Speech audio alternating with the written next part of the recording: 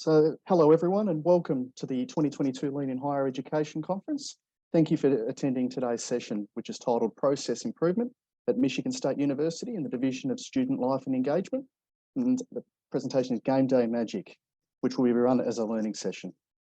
My name is Greg Humphreys and I'm one of the co-hosts of this session, and I'd also like to welcome my co-host Anita Ashlin. And before we start, as hosts, the University of Melbourne acknowledges the Aboriginal and Torres Strait Islander traditional owners of the unceded land on which we work and learn. We pay respect to the elders, past and present, and the place of Indigenous knowledge in the Academy. And I'm currently on the land of the Wurundjeri people of the Kulin Nation. And just quickly, some housekeeping issues. We'd ask that everybody please stay on mute during your presentation, and you are more than welcome to turn your camera on so that we can see everybody. If you have any questions or comments, please feel free to put them in the chat or raise your hand. And we'd also ask to note that this presentation is being recorded. Now, please allow me to introduce the presenter of our session. It's our honour to welcome Sally Gatlin from Michigan State University with us today. Over to you, Sally, for what's sure to be a wonderful session. Thank you. Well, thank you, Greg. Good morning, afternoon, evening, wherever you might be in this beautiful world we live in. I'm coming to you from East Lansing, Michigan. In the US, it's approximately 8:30 p.m. on this cold fall day. And yes, it snowed this morning. It didn't stay, but I wanted to let you all know it did snow, and we are quickly moving into our fall winter football season. American football, that is. Here's our campus. This is what our campus looks like right now. It's absolutely amazing. In the center picture that you see here, that is looking through the trees at our football stadium. And if you look at the picture on the right, you can see that big stadium sitting there in the background. It's not far from where I work, and I spent 12 years in that football stadium through the whole season of football. I wanted to give you some quick facts about Michigan State University.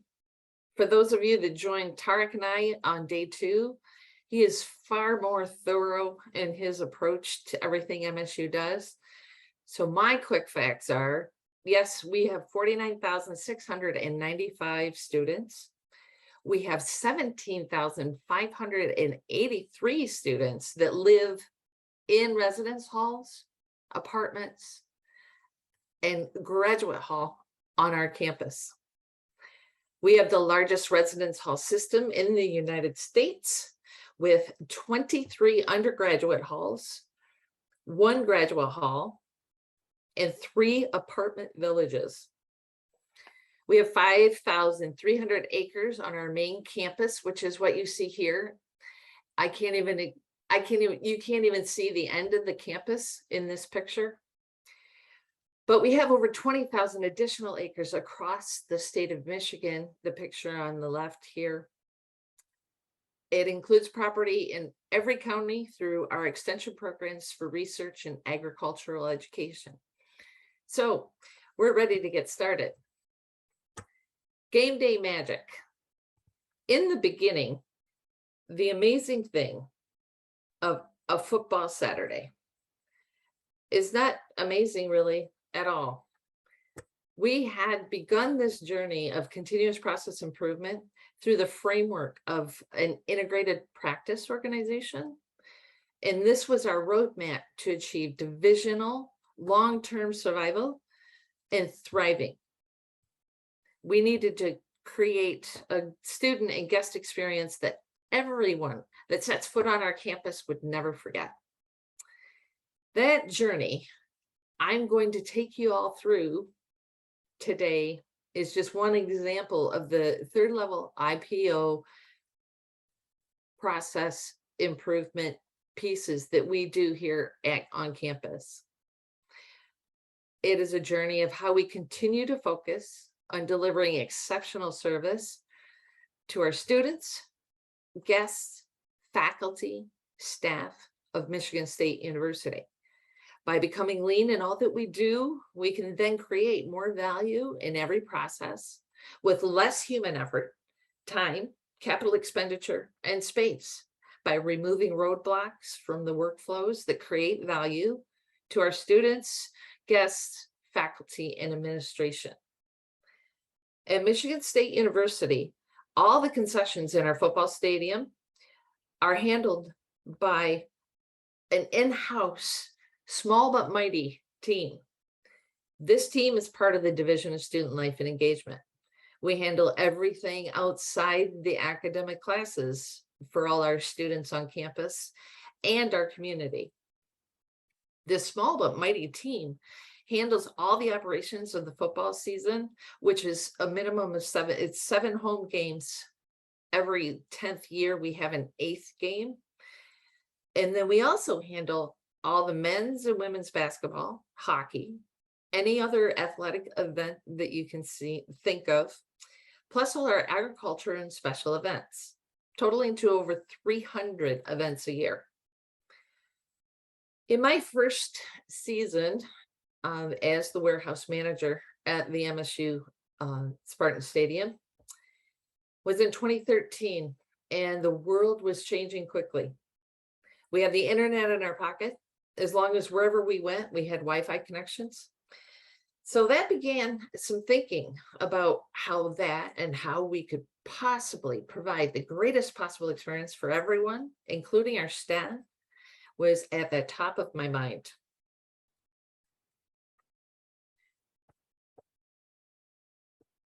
Here.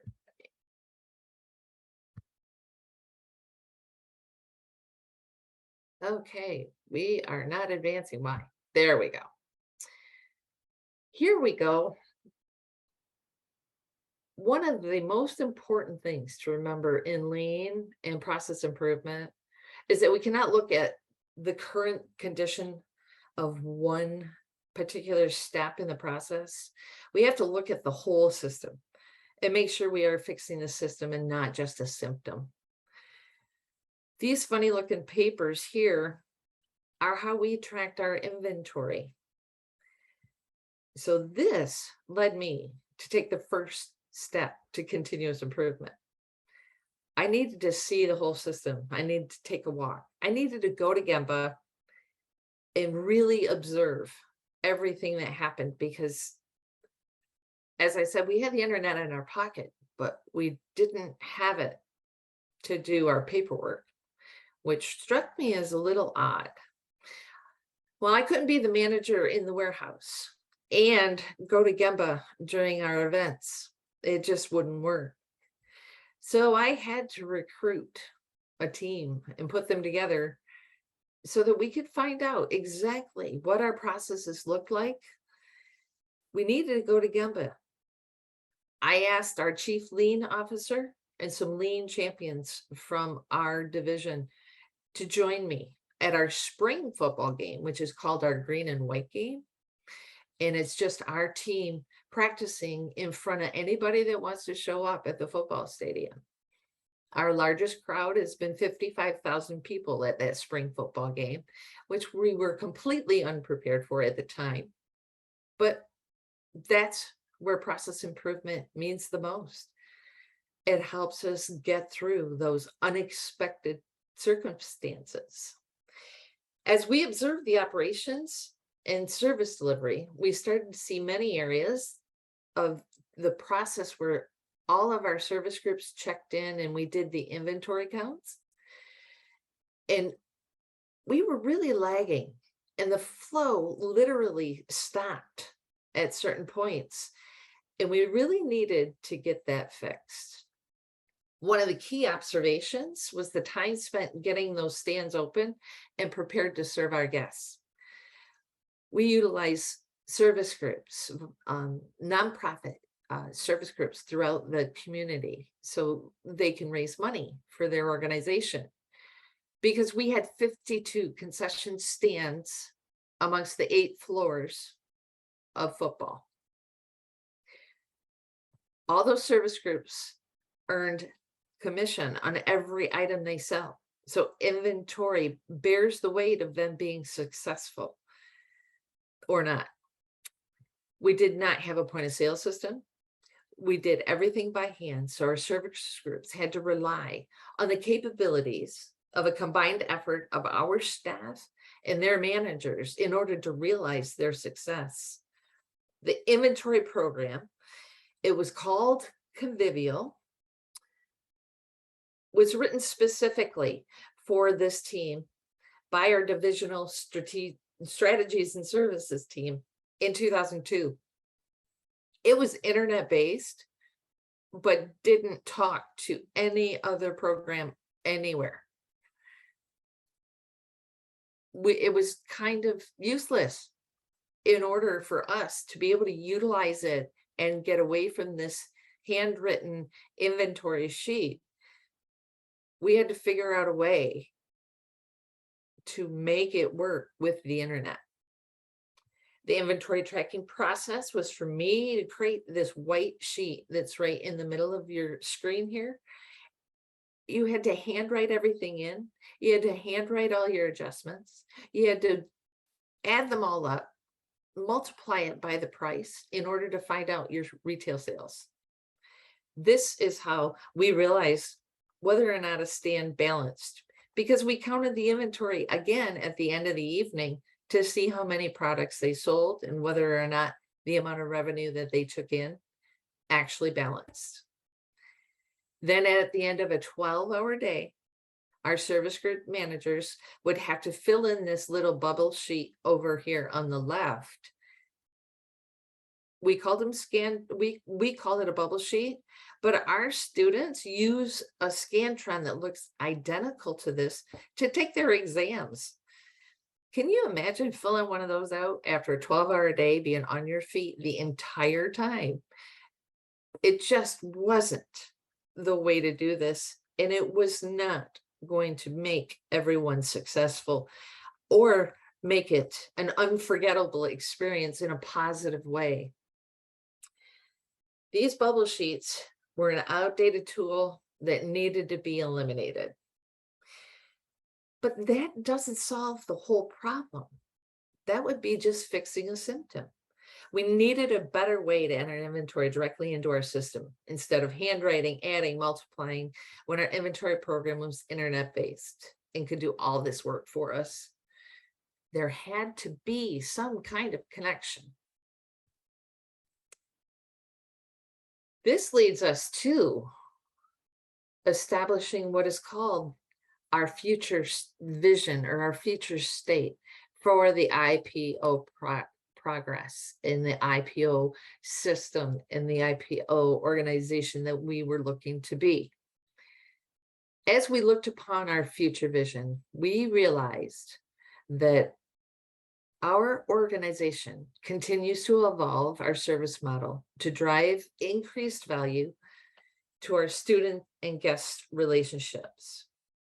The continued building of a culture of service demanded that we establish opportunities for collaboration and extend our service story. And yes, that's me with one of our associate directors in the warehouse. Once we started to implement some of these process improvements, it was the utilization of iPads throughout to do our inventory for our service organizations. So we keep mentioning integrated practice organization. This gives you an idea of what we're talking about.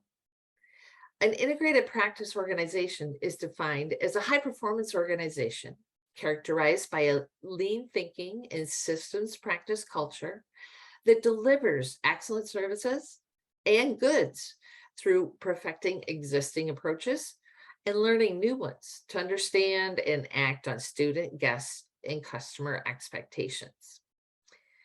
The MSU Concessions value promise is focused on customer intimacy and operational excellence.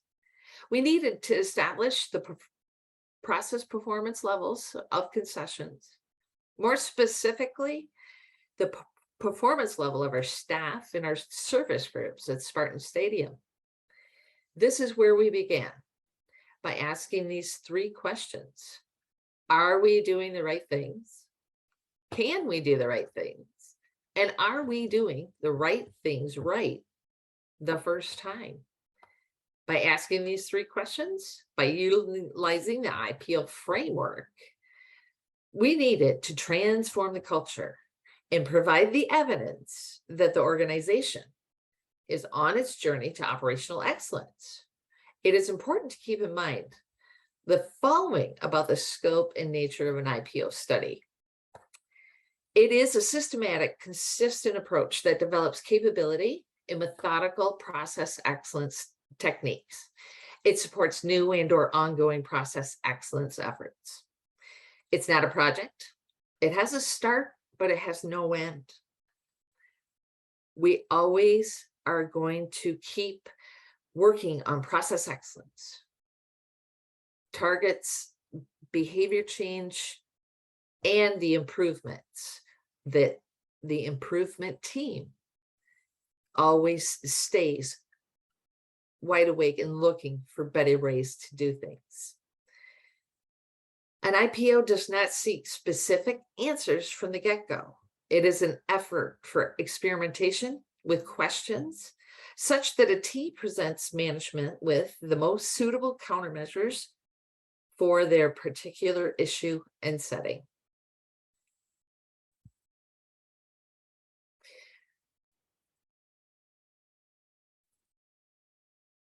Process excellence.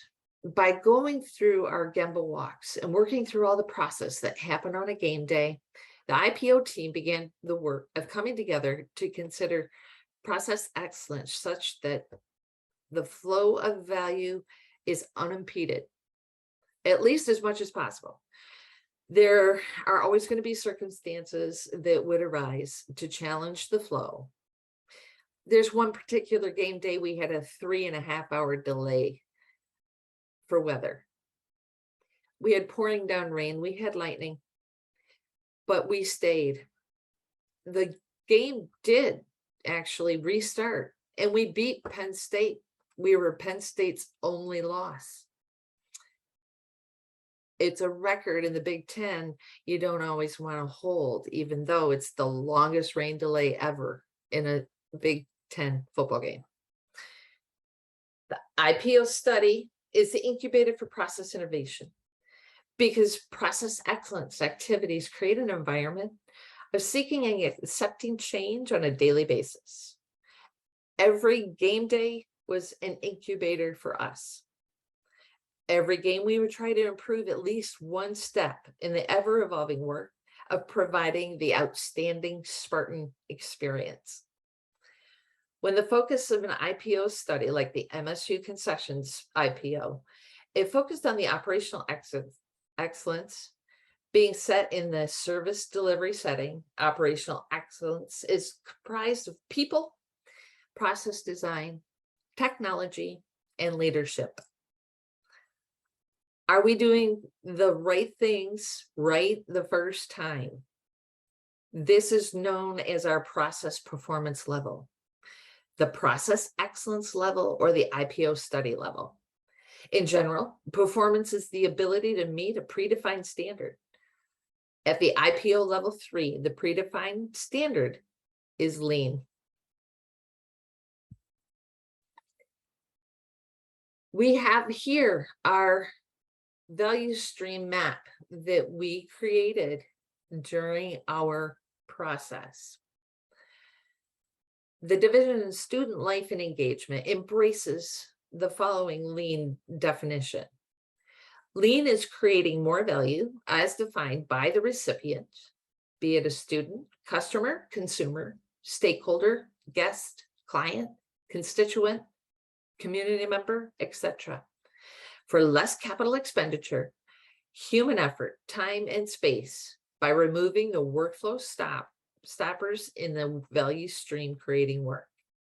At the Division of Student Life and Engagement, patrons from different constituencies seek to have their purposes fulfilled through 2 primary modes: goods production or service delivery. We were focused on service delivery. Our example today is the service delivery that happens at Spartan Stadium in particular. But we do have 6 other venues on campus that these process improvements were deployed to throughout this IPO process.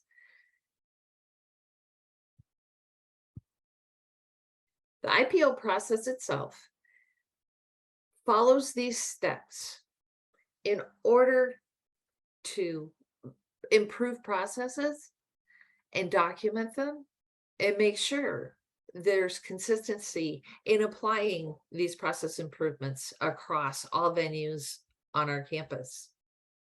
The process excellent approach utilizes the plan, do, check, act cycle so that we plan our intervention, do the intervention, check our results, and we either turn to editing that intervention, or we actually throw it all and start all over again if it doesn't work.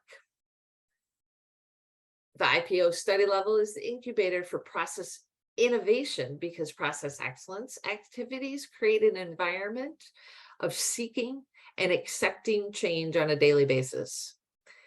We also envision the IPO study to be the main locus of developing people skills in their areas of expertise, as well as their ability to work with others across functional boundaries. The IPO study approach to process excellence at SLE embraces the following tenets: student guests first, always, and for life. Team SLE are the only assets that appreciate every single day. Improvement ideas come through the front line, not at them. Division first, unit second, better thinking, better services, and better products.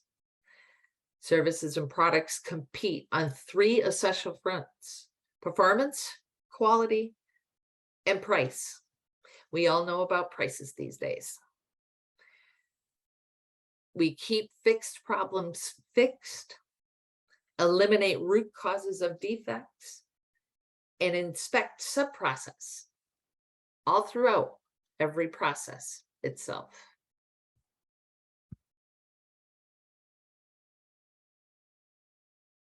In all of our work in process improvement, our IPO process utilizes the Deming system of profound knowledge.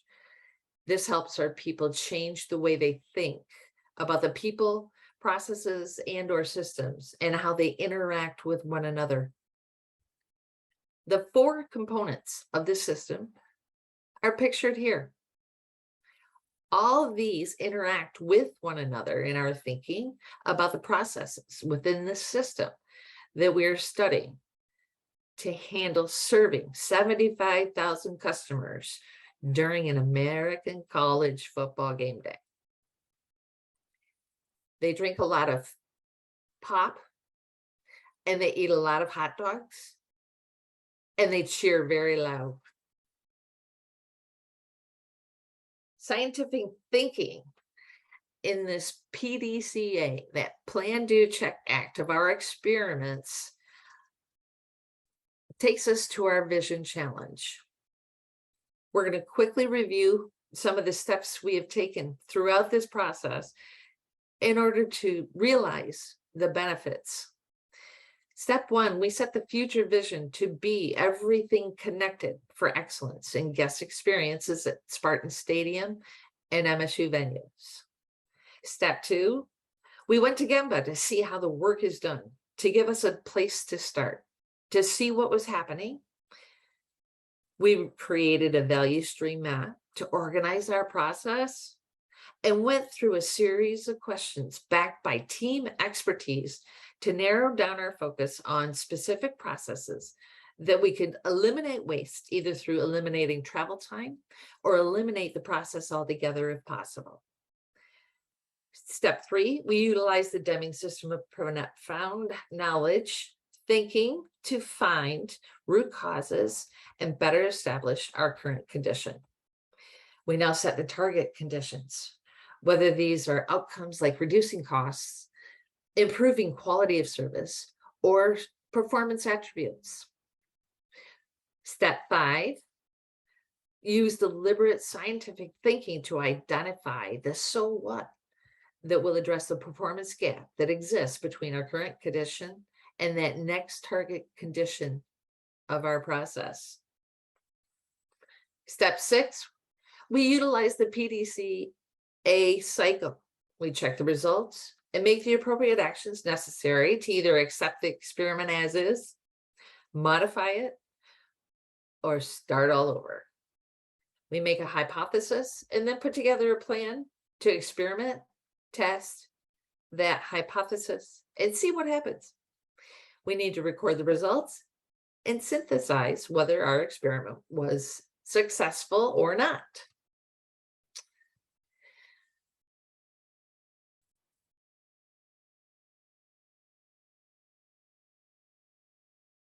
Here's our stadium in all its glory.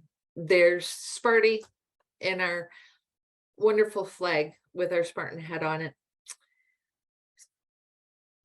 We realized the real opportunity during this last Plan, Do, Check, Act cycle, that the real opportunity lies in utilizing technology to connect our students and guests to a great customer service experience. So that's it. That's what we keep missing. It's connectivity. How can we connect? Why were we not connected?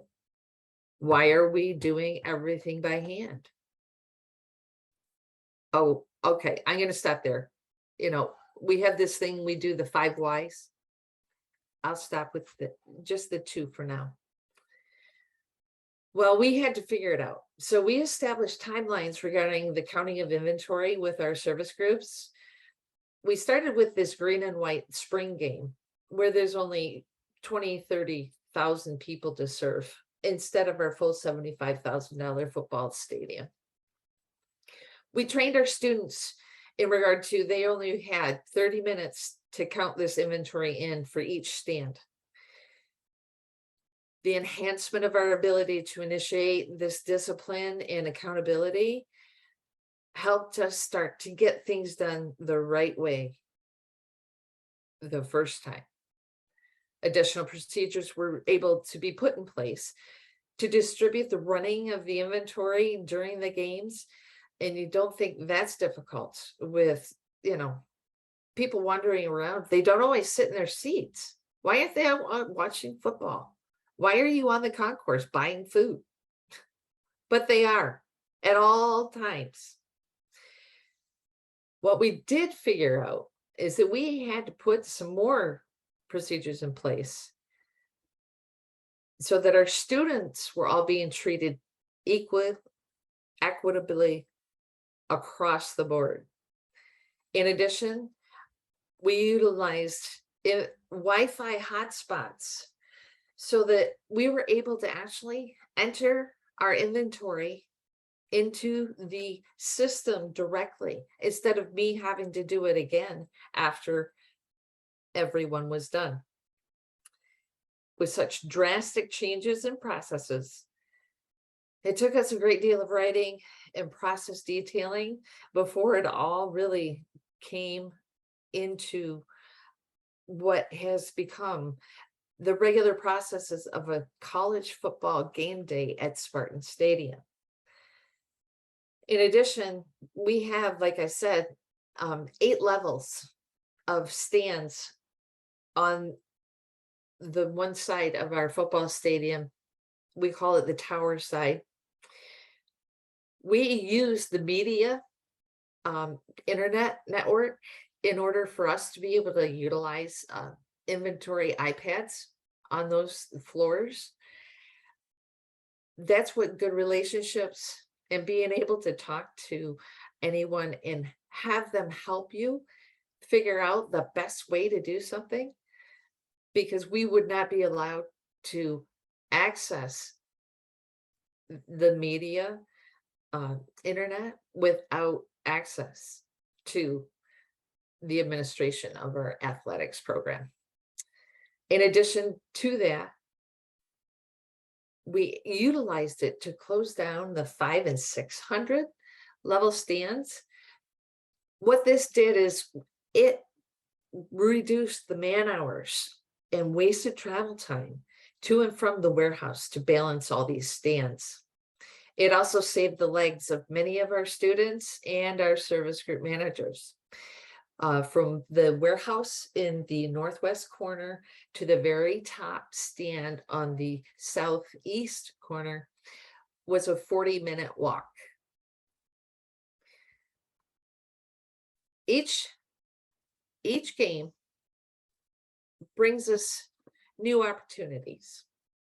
As we continue along this journey, these are some of the processes that we've put in place. Everything gets checked off. We have to make sure that everything is accessible and that we know where everybody is during our game days. Our game days start 6 hours before kickoff and end approximately 3 hours after the game is finished. At first, our service groups were working 12 hours on a volunteer day for them. And I really thought that we should try to do our best to eliminate some of those hours. We managed to reduce the labor hours for our service group managers from being a minimum of 12 hours on a typical game day to 8 hours. 52 concession stands, that's 104 service group managers. Taking them from 12 hours to 8 hours, they were very grateful at the end of the first season. In addition, my students at the time, all students of Michigan State University, and they chose to work with us and not attend games. Well, they were working 12, 13, 14 hours. We reduced that to under 12 hours per game day. In addition, it reduced overtime hours for our full-time staff across our whole team. And I have to say, this is very selfish of me, but I eliminated a minimum of 8 hours of overtime for myself so that I wasn't working 7 days a week for 21 straight days when we had 3 home games in a row. This enabled all of our staff the possibilities to move on and find other process improvements and to innovate and figure out new ideas for new venues in our stadium, new wonderful menu options, vegan, vegetarian options that were ahead of most of our Big Ten competitors. With us being an in-house system, we are the only in-house system in the state of Michigan. Everyone else outsources their concessions. This is a big pride point for our MSU concessions team. And if you come to campus and experience a game day, you would be amazed at what has come out of our process improvements. Was it easy? Absolutely not. Was it inspiring? Absolutely. It continues to feed the excitement of providing new opportunities to us to continue to move toward process excellence, operational excellence, and overall enterprise excellence within the MSU unit. This is our ultimate vision. This is what one of our stands is to look like in our basketball arena at the Breslin Center. The real opportunity is to set the future vision for this IPO study was using available technology, being able to connect across every person in every unit. Such connection is what would bring us to that future vision and process excellence through our PDCA.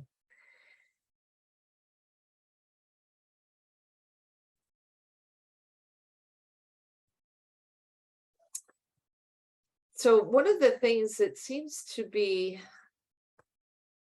overheard many times, especially in higher education, especially in my experiences, is that anybody or any institution or organization that's been around for a great length of time is leadership that would defy continuous improvement if it touched on the systems that they created, those legacy systems,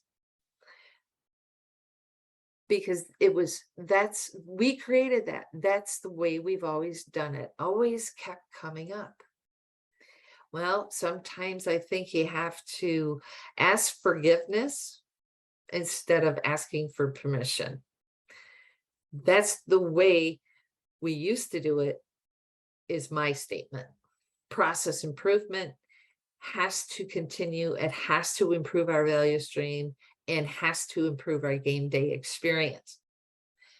We have to know when to be able to quit something and start something new. We will continue to move toward our future vision. Where we are now, though, is certainly a long way from where we've been. And it will only continue to get better as we move forward. There will be many more target conditions along our journey. In that journey of continuous process improvement and creating a culture of process improvement is our ultimate goal. Different and better is possible. We need to ask ourselves if what we are doing today is getting us closer to where we want to be tomorrow. Leadership and trust in all of our people creates the opportunity for us to start somewhere. If we don't start somewhere, if we don't take our first step, we will never start our journey. When managing organizations of people, those people are fundamental to any attempt to improve.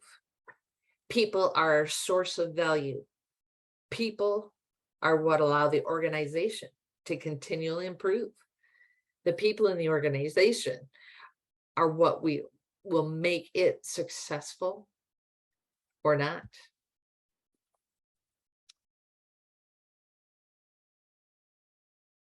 We can't do it alone.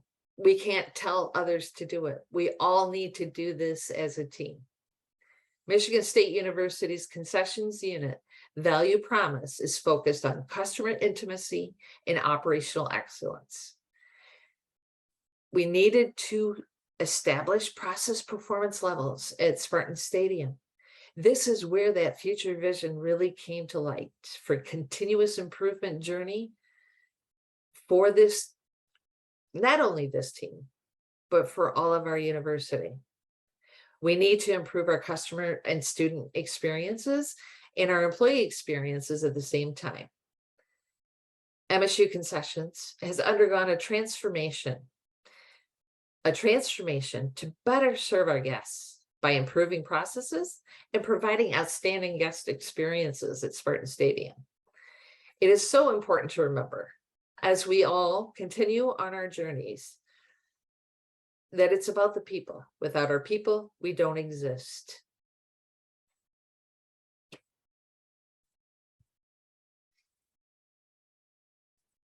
So even though I've changed positions since this original IPO came into play at MSU Concessions, I'm still in our division and now work to improve processes and implement and teach lean to our whole division.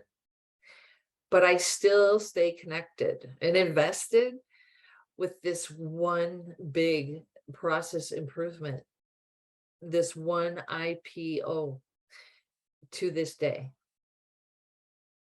Even though I've left my position as the lean champion of this IPO study, it has reached target condition 4, where our digital strategies and service unit are prepared to install a point of sale system into Spartan Stadium that will take us into our next PDC A experiment.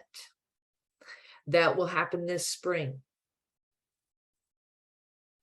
Thank you all, I want to say, for being here and taking the time to listen to our story. It truly means the world to me that you've taken your precious time to spend it with me. And one of my keen sayings is to keep going, not only on your process improvement journey, your continuous improvement journey, but to be the best person you can be every day.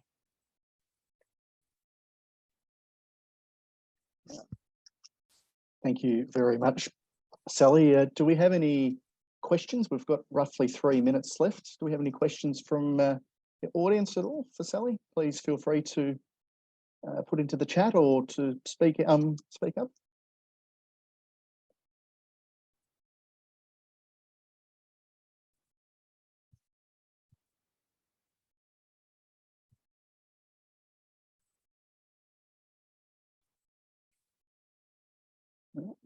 No questions coming through. Yeah, we have one question here from May Goldberg. Anything you would do differently, Sally, at all? You know, along the way, I would say that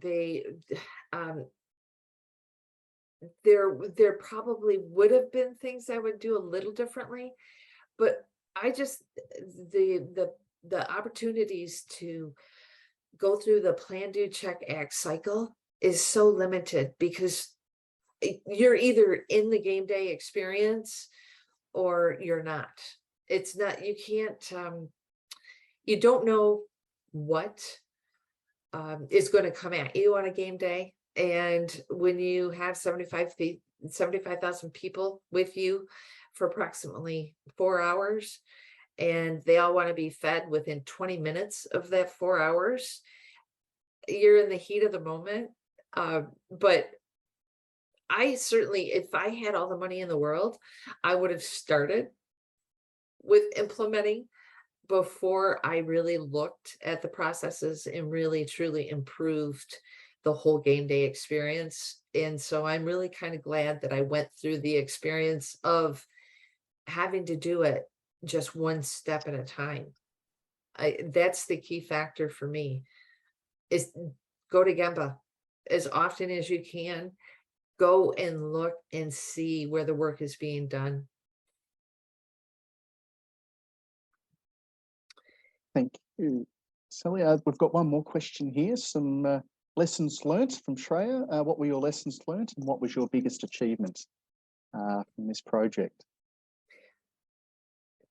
The lesson learned, I think, is really to think about the fact that sometimes you do have to beg forgiveness, especially in higher education.